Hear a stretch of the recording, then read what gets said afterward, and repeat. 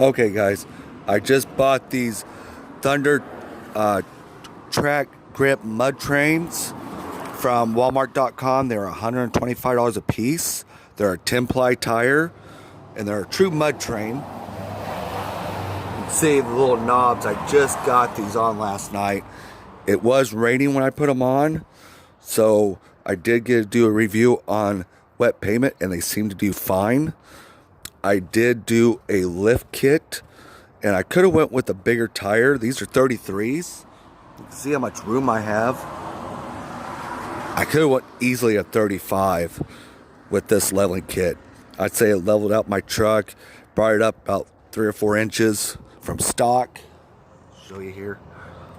There's one of the shocks right there. Rough countries. I don't know if you can see that. Yeah, there you go.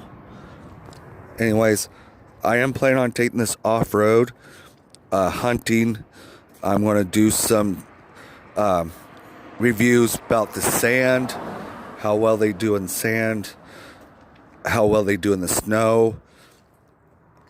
So I will be adding to this video. There's the other shot. So, so far, I'm very happy. I've had these tires up to about 90 miles an hour on the freeway. No shake. Nice and smooth.